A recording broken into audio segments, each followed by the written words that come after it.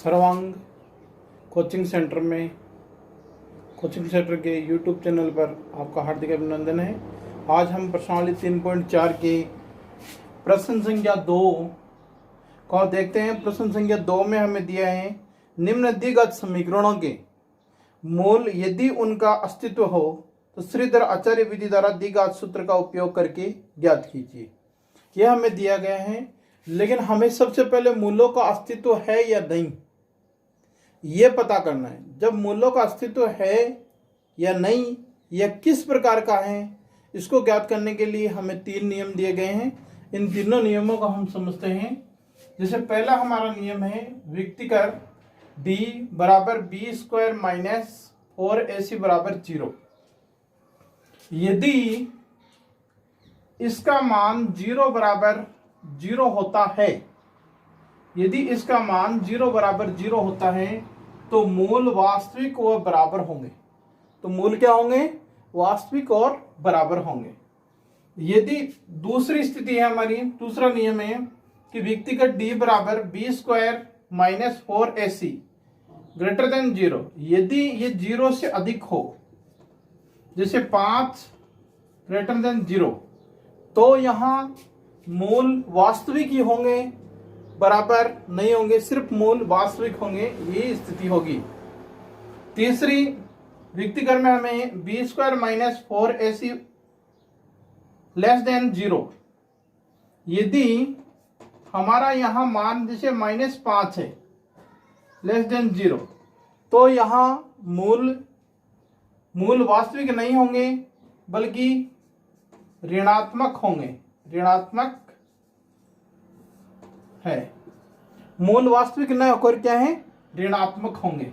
इस प्रकार से ये तीनों नियमों को हम अच्छी प्रकार से समझ लें। उसी के पश्चात हमें द्विघात सूत्र द्वारा श्रीधर आचार्य सूत्र या द्विघात सूत्र लगाकर प्रश्नों को हल कर पाएंगे। तो इन तीनों नियमों को आप अच्छी तरीके से समझें।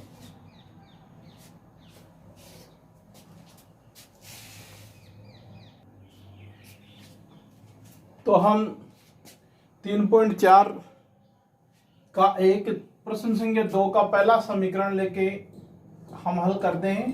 देखते हैं किस प्रकार से प्रश्न हल कर पाते हैं, हल करना सीखते हैं। देखिए, समीकरण लिया हमने 2x स्क्वायर माइनस 2√2 प्लस 1 बराबर 0। ये आपका समीकरण दिया है बुक में, किताब में आपका समीकरण दिया है।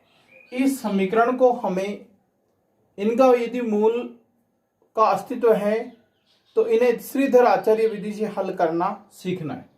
तो सबसे पहले हम समीकरण की तुलना व्यापक द्विघात समीकरण ax स्क्वायर bx और c बराबर 0 से करने पर इस प्रकार से लिखेंगे।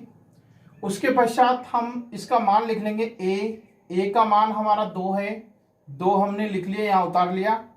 b का मान -2√2 है, तो -2√2 उतार लिया। c का मान हमारा 1 दे रखा है, 1 उतार लिया। अब हम विकर्ण से इसका मूल का अस्तित्व है या नहीं ये ज्ञात करेंगे। तो बी स्क्वायर माइनस 4ac बराबर 0 ये हमने सूत्र लगा दिया। यहाँ सूत्र लगाकर b का मान हमारा था 2 -2√2 का स्क्वायर कर दिया, -4 गुणा 2 गुणा 1 मान रख दिए इसके। अब इसको हल किया, जब -2√2 का स्क्वायर करते हैं तो -2√2 होता है, 2 और 2 गुणा करेंगे तो 4 हो जाएंगे, और गुणा √√, गुणा होगा तो 2 आ जाएंगे, बराबर 8।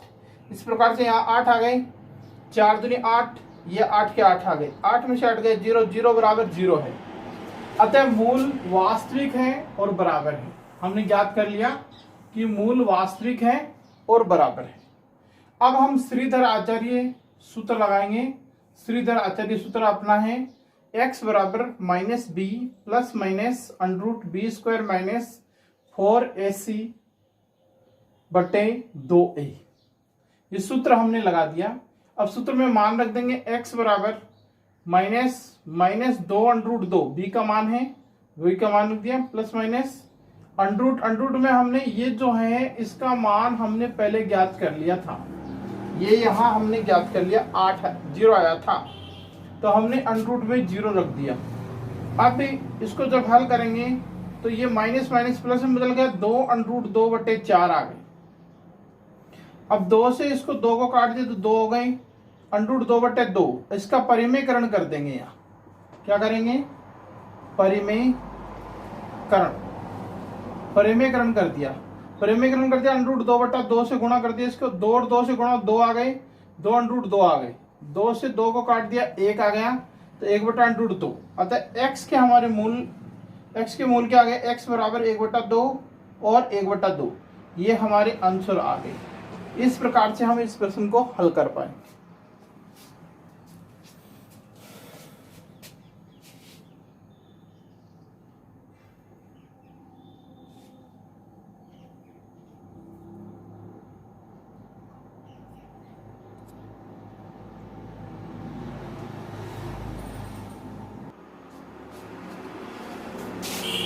प्रश्न आगे हैं। आगे प्रश्न में देखते हैं, मूलों का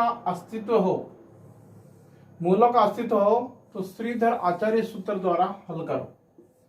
ये आपको सभी छात्रों को अपने घर पर इनसे प्रयास करना है, हल करने की कोशिश करना है। ये प्रश्न मैंने बताया उसी आधार पर आप खुद करेंगे। 9x² + 7x - 2 यह आपका समीकरण है। इस समीकरण को पहले था इसका अस्तित्व बताना है आपको कि अस्तित्व है या नहीं। मूलों का अस्तित्व बताने के बाद श्रीधर आचार्य सूत्र द्वारा इसको हल करना है, इसके मूल ज्ञात करने। इसी प्रकार से दूसरा प्रश्न है, x + 1/x = 3। यहाँ x बराबर 0 नहीं है, 0 नहीं है, x बराबर ये कह रहा है।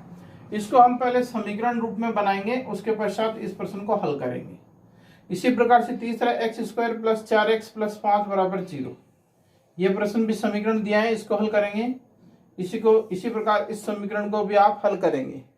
और सभी छात्रों से मेरा कहना है कि सभी विद्यार्थी अपने घर पर नियमित रूप से कम 1 घंटा गणित विषय का अध्ययन जरूर निरंतर अभ्यास के रूप में चालू रखें, बंद ना करें। इससे आगे आने वाली कक्षा में आपको लाभ होगा। धन्यवाद।